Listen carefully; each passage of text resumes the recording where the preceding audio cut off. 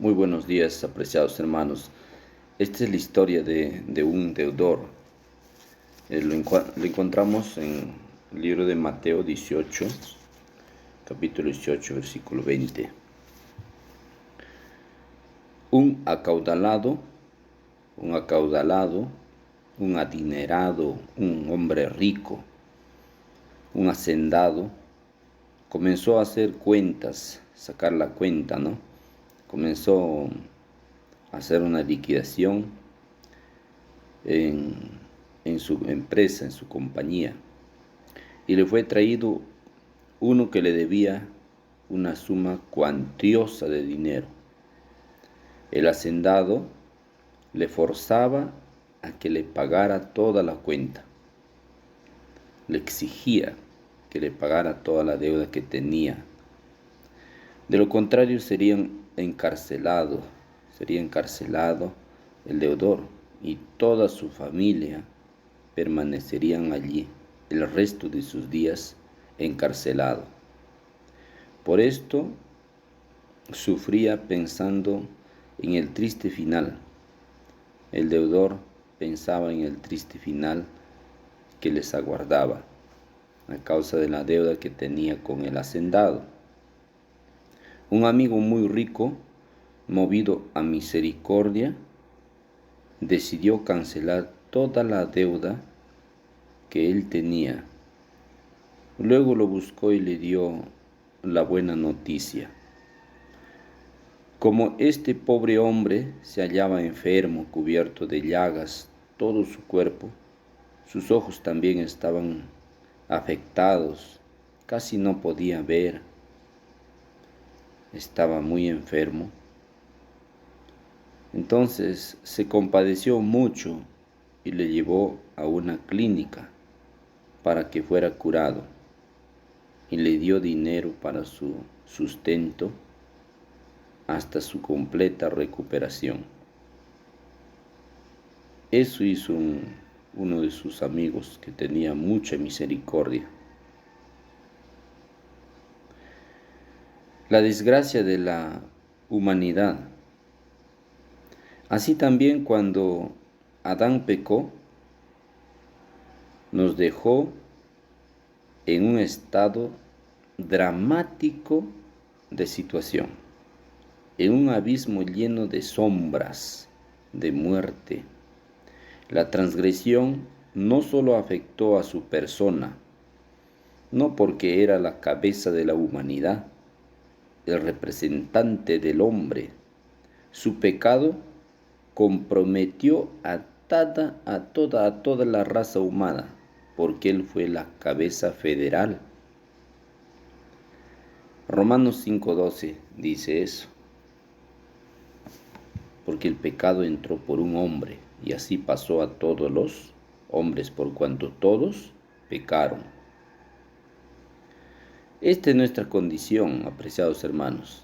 Delante del Altísimo es nuestra situación real de cada ser humano que está vivo en la tierra, de hermanos bautizados, convertidos, creyentes, incrédulos, de los que no creen, de todo ser humano. Nuestra condición es lo mismo.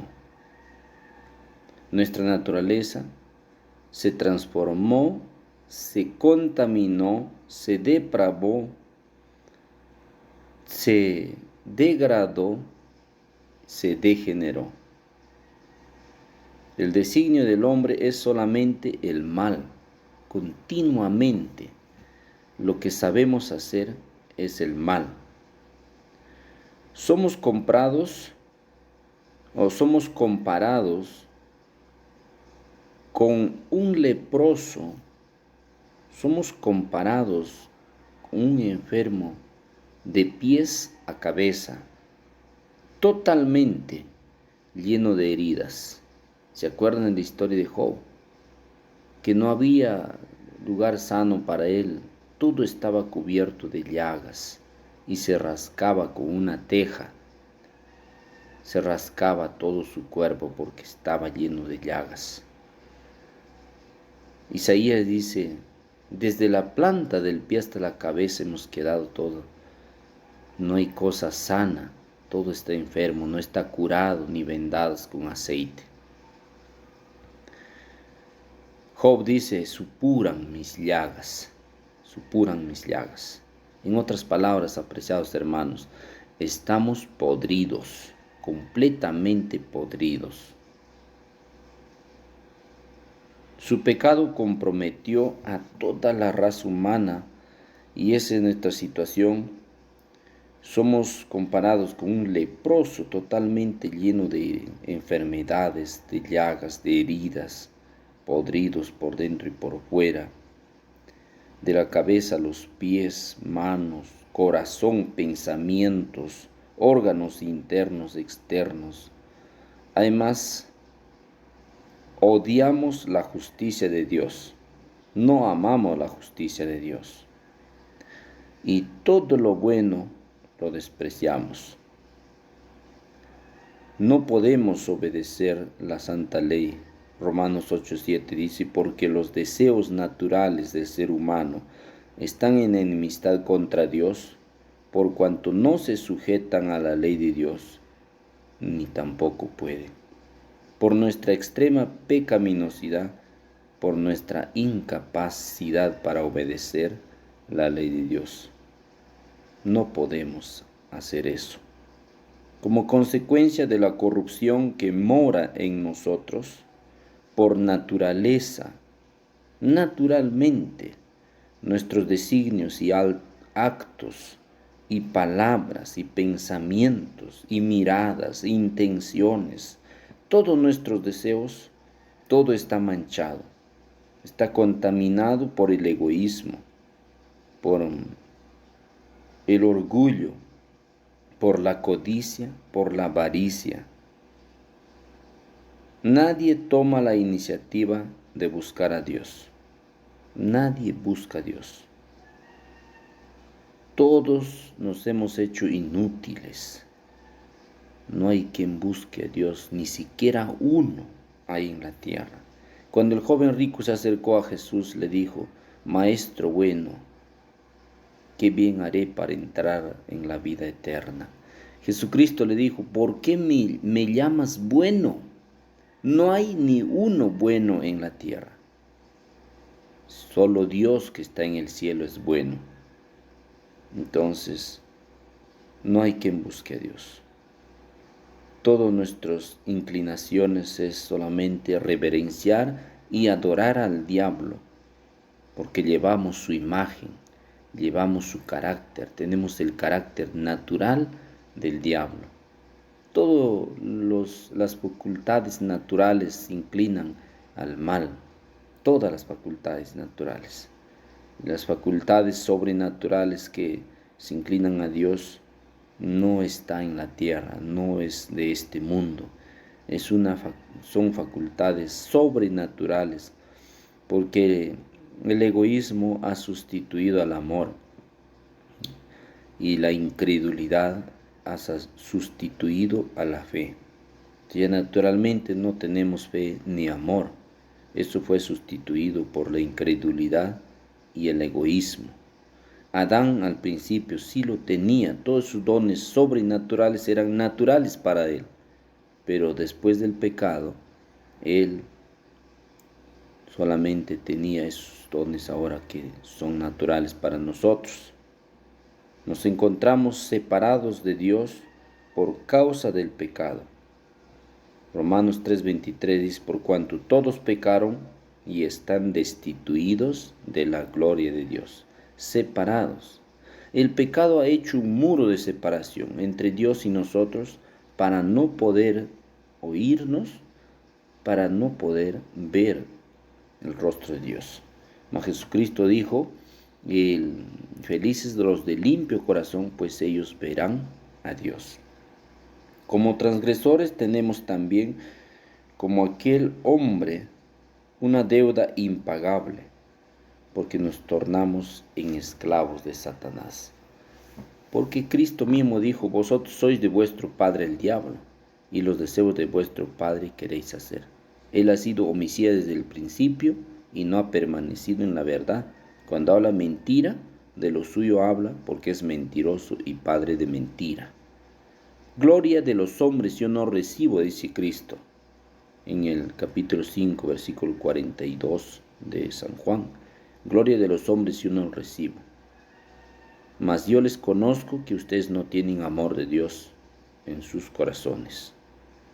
Y también le dijo al patriarca Moisés, en Deuteronomio 32, 20, le dijo: yo sé cuál sería su final, su postremería de esta generación perversa, generación de perversidades, hijos sin fe, ¿ya? Y en Romanos el apóstol Pablo, en el capítulo 1, dice que somos implacables sin misericordia. Si no tenemos misericordia ni verdad, naturalmente estamos desposeídos de sus dones sobrenaturales. ¿En qué consiste esta deuda que tenemos entonces delante de Dios?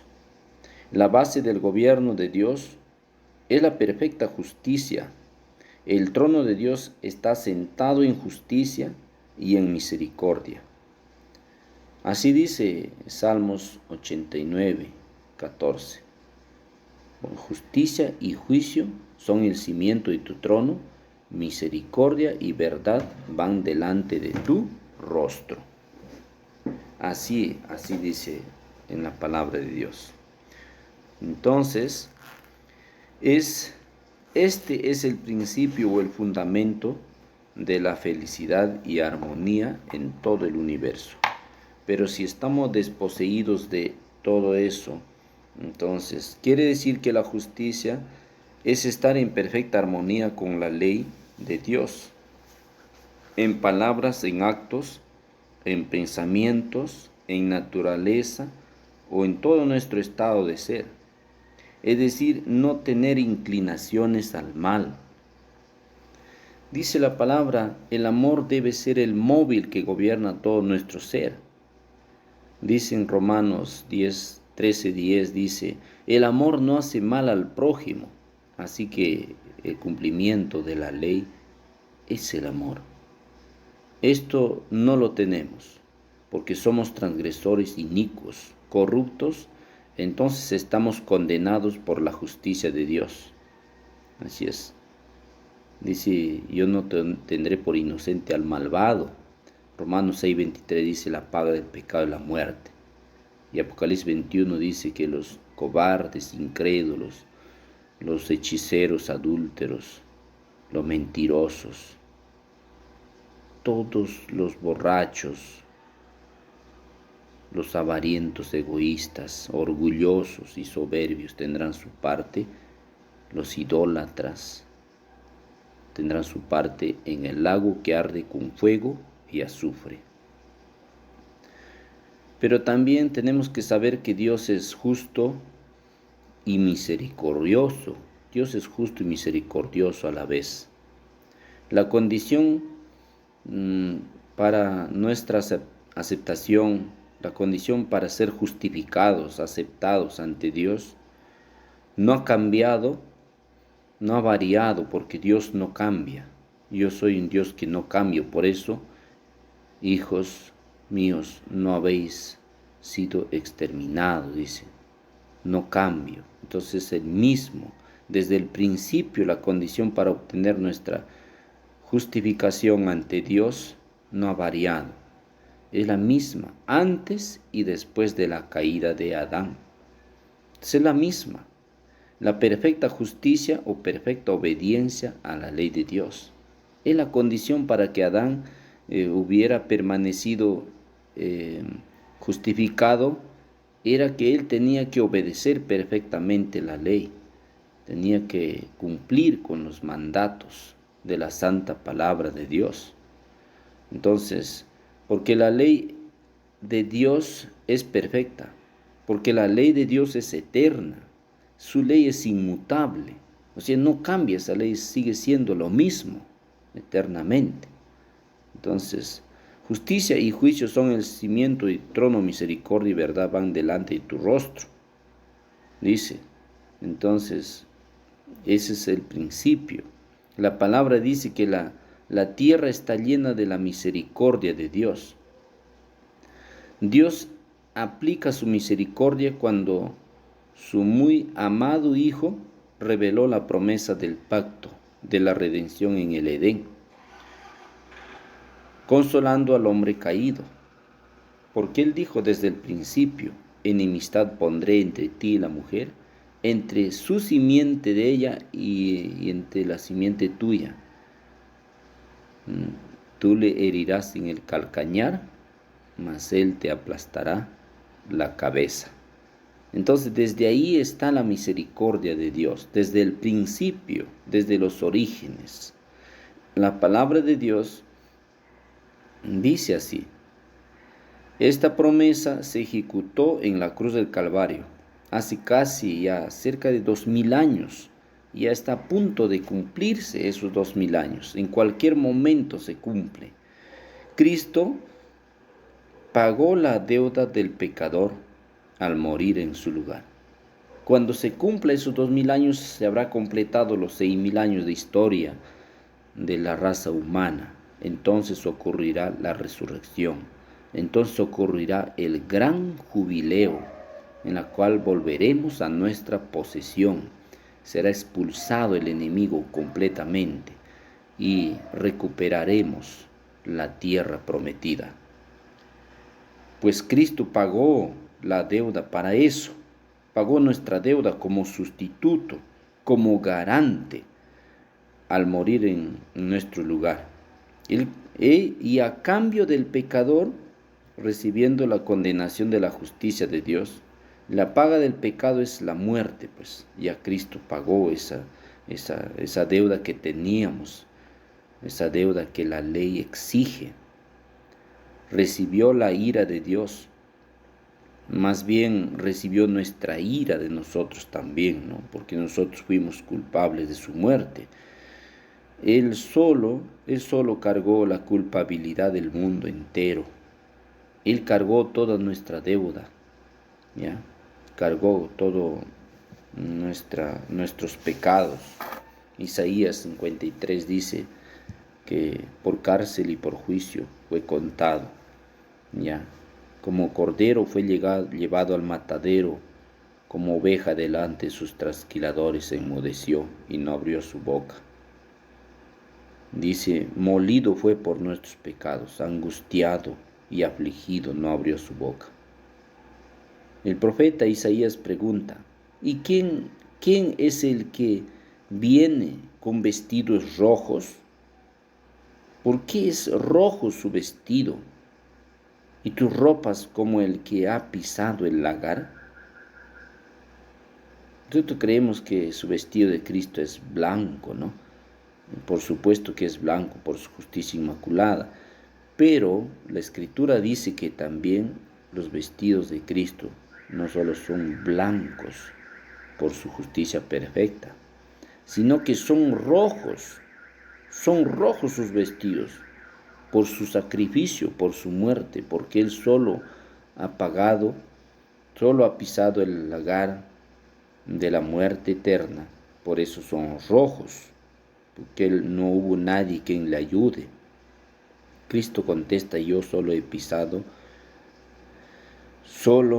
el lagar. Y tu sangre salpicó mis vestidos y manchó todas mis ropas. Entonces el vestido de Cristo, que era blanco, totalmente más blanco que el blanco, pero al pisar solo el lagar, al cargar todas nuestras culpas, nuestras sangres han manchado su vestido totalmente, y es rojo. Salpicó nuestra sangre y sus vestidos quedaron manchados. Toda su ropa, todo su ser quedó manchado. El amado Hijo de Dios vistió de rojo nuestros pecados, para que nosotros vistiéramos sus vestidos blancos. Fíjese, o sea, nosotros tenemos ese regalo maravilloso de recibir su vestido de Él, vestido blanco, a cambio de entregar nuestros vestidos de nosotros. Nuestros vestidos son rojos, son totalmente cargados de sangre. La justicia que nos regaló, que nos regala, es blanco, su justicia. Pero la justicia que nosotros le regalamos es rojo, ¿ya? Nuestras sangres de pecado. Para aparecer ante el Padre, puros, inocentes, sin pecado a causa de Él, es necesario presentar al Padre no nuestras justicias, que son rojos como el carmesí, sino presentar al Padre la justicia de Cristo, que es blanco, más blanco que el blanco. ¿Ya? Uno recibió el castigo por la transgresión de todos. Es a saber, Cristo recibió el castigo por la transgresión de todos. Entonces Dios pudo otorgar el perdón al hombre. Así Dios es justo y misericordioso a la vez. La justicia y la misericordia de Dios se encontraron, y la verdad y la misericordia se abrazaron, se besaron, ya, se encontraron. Entonces, así Dios es justo y misericordioso a la vez. ¿Y yo cómo puedo salir beneficiado de la justicia de Cristo? Llegado a tiempo, Cristo vino a nuestro oscuro mundo, a nuestro tenebroso mundo, a nuestro desolado mundo, a dar pleno cumplimiento de la promesa que le hizo Adán en el Edén. Él mismo hizo la promesa, ahora tuvo que venir cuando se cumplió el tiempo. Dios se hizo carne y vivió una vida de perfecta obediencia por nosotros. Esta vida fue la única que no tiene paralelo con la vida de otro hombre. Es la única vida de Cristo, una vida perfecta, que no se compara con nadie, con el mejor profeta o patriarca o apóstol o seguidor de Cristo. Nada, no se compara, no tiene comparación la vida de Cristo, porque su obediencia fue infinita, pura, sin mancha, sin falla, impecable, santa, porque tal sumo sacerdote, dice Pablo, nos convenía, santo, inocente, sin mancha y apartado de los pecadores y hecho más sublime que los cielos. Y él vivió en lugar del hombre caído, en lugar de su vida y nuestra vida, en lugar de tu vida, amigo, y en lugar de mi vida. Vivió Cristo en mi lugar, ¿ya? Luego pagó nuestra deuda, aquella que nosotros no podíamos pagar. No solo él vivió una vida de perfecta obediencia a la ley de Dios, también pagó, o sea, su vida de perfecta obediencia es nuestra sustitución.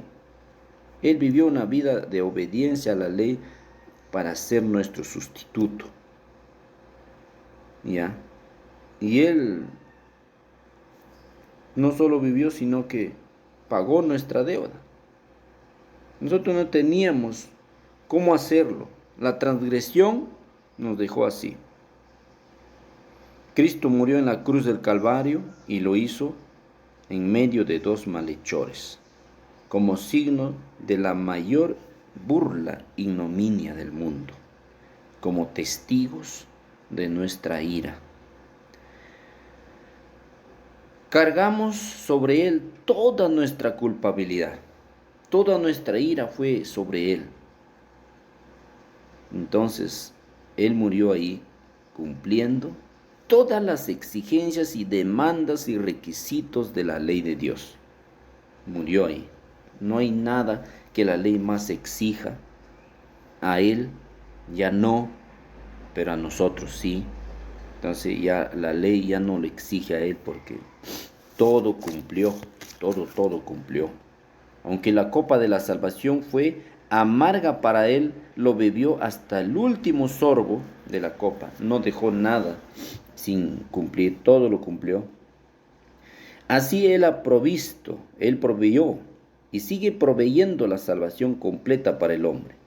Nos abrió un camino y este es tan completo, tan perfecto, que el hombre no puede acrecentar, no puede agregar nada a esa perfección, a esa justicia justificadora, a esa sangre purificadora, para nuestra justificación y nuestro perdón. No podemos agregar nada mediante algo, mediante alguna obra o bautismo, nada, nada, nada, o por comer vegetales, o por ser fiel en el matrimonio, o por estar todos los sábados sentados en la sinagoga. Nada puede agregar a esa obra que Cristo hizo. Nada, nada, absolutamente. Todo está completo. Ninguna obra que nosotros podamos hacer vale delante de Dios. Solo la justicia inmaculada de Cristo y la sangre pura carmesí del Señor. Es todo suficiente para estar delante de Dios. Eso es suficientemente amplio para recibir al mayor pecador del mundo, si se arrepiente. Cualquier pecador que sea, como Hitler o como el Papa, que es el apóstol del diablo, si se arrepiente, esa justicia de Cristo suple toda su necesidad. Esa es la obra más grande que Dios ha podido hacer en la raza humana, en la persona, en la humanidad de Cristo. Es por la obra de Dios mediante el Espíritu Santo que nos tornamos conscientes a la obra de Cristo, que hizo por nosotros y a favor de nosotros. Nos apropiamos y lo presentaremos ante Dios para recibir las bendiciones. ¿Ya? El Señor Jesucristo ha realizado por nosotros y a favor de nosotros esta obra maravillosa.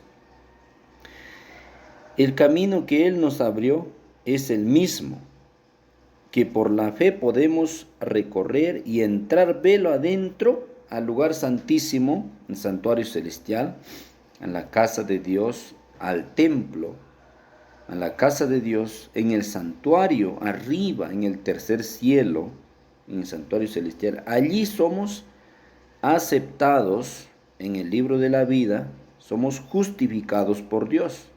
Y allí somos declarados justos ante el universo entero. Allí somos perdonados de nuestros pecados en el libro de la muerte. Allí son borrados nuestros pecados ante millones de testigos por la justicia justificadora de Cristo y la sangre purificadora del amado Jesús, del amado Emmanuel Adonai. Ante millones de testigos, en virtud de esa vida de perfecta obediencia y de esa sangre pura carmesí, somos justificados y perdonados en el libro de la vida y en el libro de malas obras. Y es todo suficiente para tener anotado nuestro nombre en el libro de la vida y para tener blanco nuestro libro de pecados. Es todo suficiente esos medios que el Señor ha preparado. La fe es el medio por el cual nosotros debemos vivir, presentando esta justicia ante Dios. Debemos desarrollar esa fe, que también es un milagro de Dios que nos puede conceder. Por eso la fe viene por el oír, y el oír la palabra de Dios. Por eso no dejemos de aprovechar el momento de escuchar, de oír la palabra de Dios, para que Dios genere fe en un corazón incrédulo, para que Dios genere fe y amor en un corazón egoísta. Confiando únicamente en los méritos de Cristo, permanentemente confiando en este mensaje, el único modo por el cual podemos obtener la justicia perfecta y perdurable de Cristo. Es por medio de la fe. Por la fe podemos traer a Dios los méritos de Cristo. Por la fe. Y Dios coloca la obediencia de su Hijo a nuestra cuenta. Así, de esa manera, se imputa la justicia que el pecador necesita para estar a cuentas con Dios. Hemos de creer que así recibimos la bendición, porque nuestra fe ya se apropia de ella, aún antes de recibir en la realidad, cuando la bendición prometida se siente y se disfruta. La fe queda anotada. Entonces, el requisito principal para beneficiarnos de la justicia de Cristo es que nosotros podamos desarrollar, generar esa esperanza de tener fe en Jesús. El Señor nos da la fe, por supuesto, de Él viene la fe.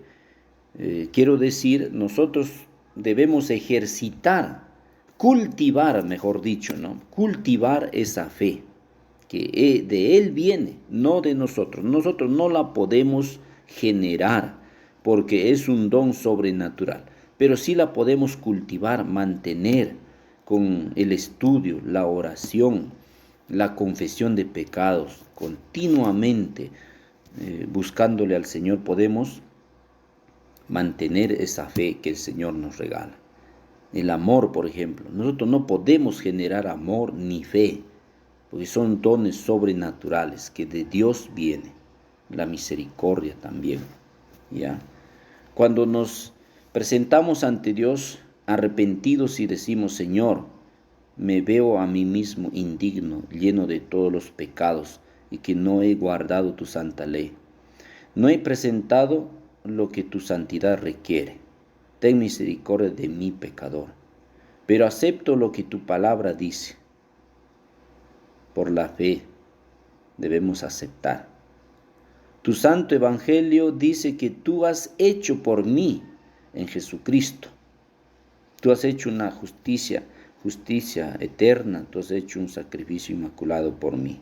Entonces, levantando nuestras miserables manos, podemos decir: oh Señor, el nacimiento de Jesús, su vida sin pecado, su muerte, su resurrección y su ascensión son míos.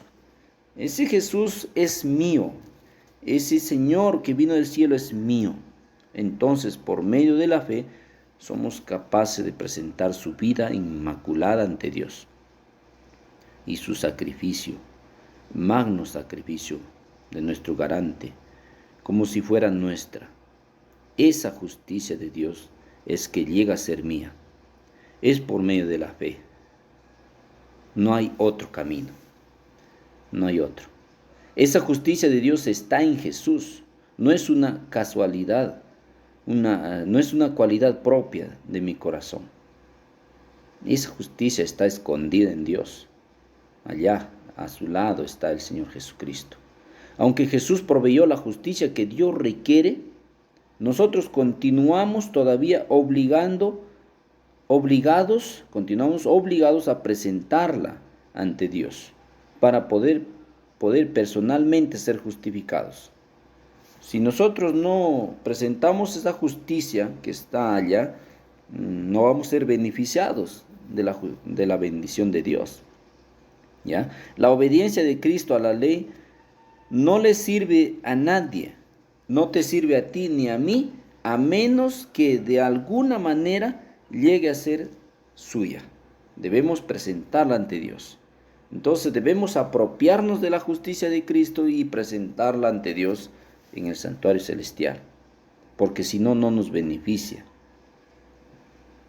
Porque Cristo murió por todos, pero no todos serán beneficiados, solamente aquellos que se apropian y la presentan ante Dios. El creyente no es justificado, no es perdonado por causa alguna que Dios haya obrado en él. Debe mirar a algo que está completamente fuera de su experiencia personal, fuera de su persona. Entonces, no soy justificado por algo que yo tengo ya aquí o por algo que yo estoy haciendo, no, sino soy justificado, soy perdonado por esa justicia y por esa sangre que está delante de Dios, arriba en el cielo, fuera de mi experiencia, fuera de mí. No está aquí, está arriba. Es por esa justicia que está arriba y por esa sangre que está arriba delante del Padre, en la persona de su Hijo, es que somos justificados y perdonados. ¿Ya? A saber, Esa sangre es la sangre de Cristo. Esta es la verdad de la justicia imputada. Dios no declara al hombre justo porque éste sea justo, sino porque Cristo y solo Cristo es justo. No lo declara justo por causa de lo que el Espíritu Santo haya obrado en su vida, sino porque ve la justicia en Cristo, el sustituto del pecador, el garante, ve la sangre de Cristo, el garante del pecador. Somos justificados por la obediencia y la muerte de Cristo, que Él rindió a favor nuestro, aquí en la cruz del Calvario, hace cerca de 2000 años. Ya se cumplen los 6000 años, en cualquier momento el Señor regresa. Y los muertos en Cristo van a resucitar primero. Esto se va a cumplir. Lo que Cristo dijo: el que come mi carne y bebe mi sangre, tiene vida eterna, y yo le resucitaré en el día postrero. Es decir, por una justicia que se encuentra totalmente fuera de nosotros. Cuando el Espíritu Santo obra atrayendo al pecador hacia Cristo, mostrándole su sangre borboteando de su costado, de su frente y sus manos, así es, laceradas, de sus manos laceradas, por las espinas y los clavos, brota la fe. Es Jesucristo que genera la fe en el corazón incrédulo. Así, pero tenemos que mirar a ese Cristo colgado en el madero, a ese Cristo que lleva una corona de espinas y su costado traspasado, sus manos heridas, borboteante. Tenemos que hacer vivo y real esa justicia de Cristo. Tenemos que verla por la fe. Entonces, eso hace que brote la fe en el corazón incrédulo, que tiene que él contemplar a Cristo, ver la vida de Cristo en la historia. Si no nos resistimos recibimos los dones de la fe y el arrepentimiento, ¿ya? Si no nos resistimos, vamos a recibir la fe y el arrepentimiento. A esto se le conoce como la gracia precedente, como la gracia de Dios, el regalo maravilloso del infinito. Entonces el hombre cae rendido al pie de la cruz, donde es justificado, donde es perdonado. ¿Ya? Él cae de rodillas como efecto de que en ese instante está siendo perdonado en el cielo. No que haya perdón en la cruz. No. En la cruz hay una provisión. Y la provisión es la justicia y la sangre de Cristo. Cuando uno se inclina al pie de la cruz, en ese instante está siendo justificado arriba en el cielo, en el lugar santísimo, en los registros, en el libro de la vida y el libro de pecados. Está siendo justificado y perdonado. Allí Dios lo trata como si fuera justo, lo ama como a su hijo. ¿Pero cuándo? Cuando uno cae rendido al pie de la cruz, ¿ya? Y es ahí donde recibe la fe y el arrepentimiento.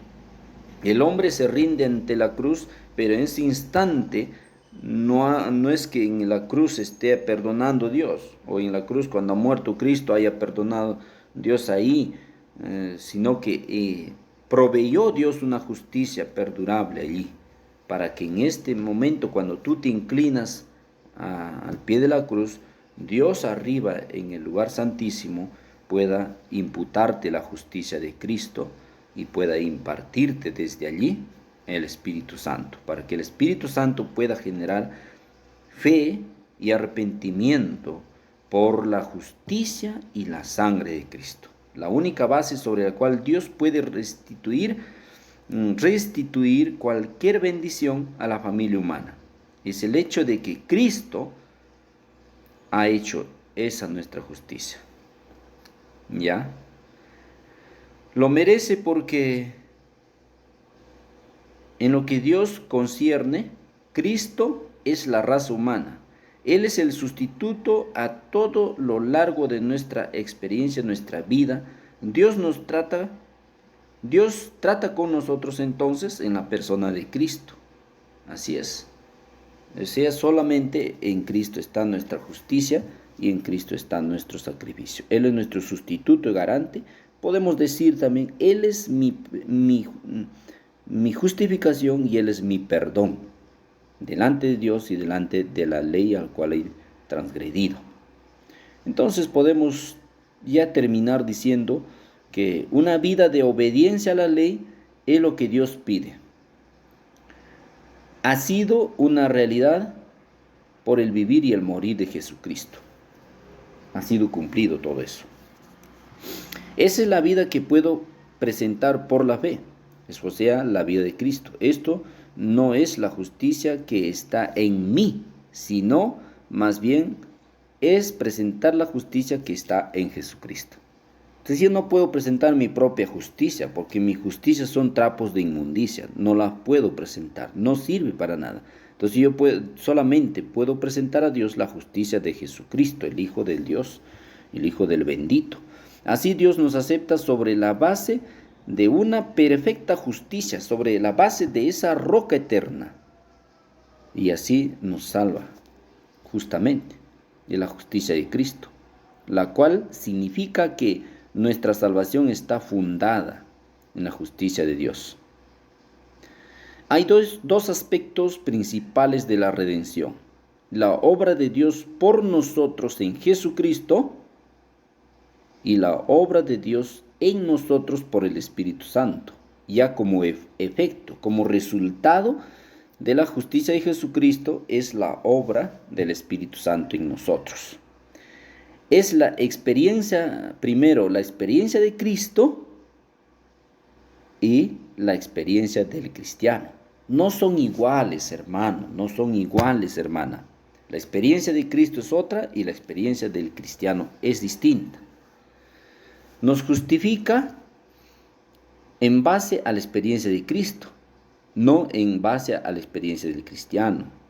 No es en base a nuestra experiencia, sino en base a la experiencia de Cristo. Es que recibimos la justificación y el perdón de nuestros pecados. Es parte de nuestra santificación.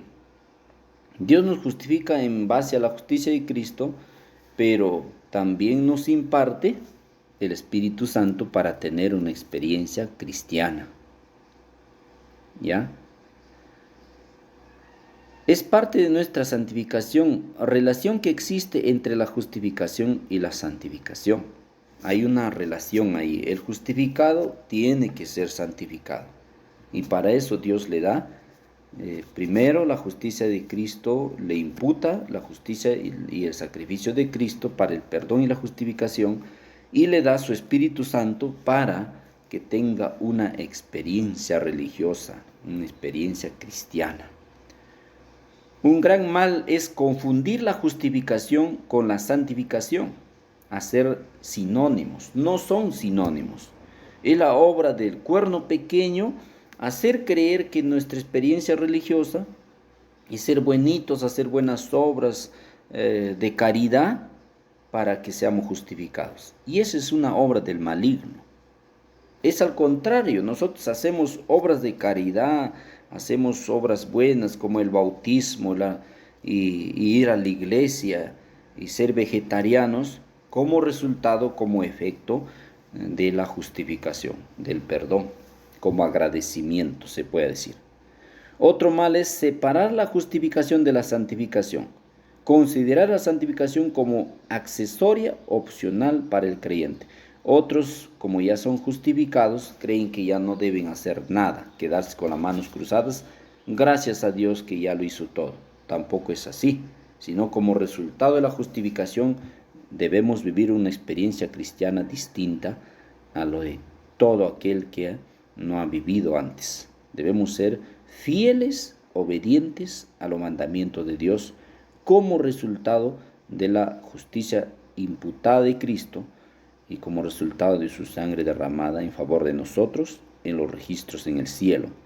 Las grandes promesas y consolación que la Biblia concierne para los que creen y demuestran día a día mediante su comportamiento que Cristo es suyo. Si usted no cree, no persevera en buenas obras, su obediencia a la santa y justa y buena ley de Dios, y no procura el honor de Dios, el honor de Cristo en su persona, usted no tiene absolutamente ningún fundamento para afirmar que es cristiano. No, eso es presunción. Entonces tenemos que vivir una vida cristiana diferente a lo que fuimos antes, como resultado, como que estamos siendo santificados. En el primer error está el grupo de cristianos que dicen que la justificación se aplica al comienzo de la vida cristiana, pero que luego tenemos que avanzar hasta cosas más profundas y elevadas, obras de santificación. Pero la Biblia no habla de nada de esto. Eso es una herejía. Entonces la justificación es continua. Todos los días tenemos que ser justificados. Y la santificación todos los días. No es más grande la santificación que la justificación. No hay una obra más grande que la justificación. La santificación es el resultado y debe tratar de ser más, tener una experiencia muy agradecida, vamos a decir así, muy agradecida, sincera y gozosa de haber sido justificado y perdonado. Esa es la experiencia de la santificación. Vivir agradecido a Dios todos los días de su vida, porque Cristo le perdona en el instante mismo que Él se arrodilla al pie de la cruz, recibe el perdón, la justificación en el cielo. Que quede claro esto. La justificación no es en la cruz, pero el pecador debe caer al pie de la cruz cada día para poder ser justificados y perdonados. La santificación existe como un fruto de la justificación, como resultado, como efecto, es lo que dice la palabra. Es una obra en el creyente mediante el Espíritu Santo. Y la participación de este es un proceso que dura toda una vida. La santificación dura toda la vida y la justificación también dura toda la vida. Todos los días tenemos que ser justificados y perdonados hasta que llegue ese instante en el que nuestros pecados van a ser borrados. Ahí será nuestro juicio. En cualquier momento puede ocurrir eso. Entonces, la vida del cristiano avanza de gracia en gracia, de gloria en gloria, como la luz de la aurora que va en aumento.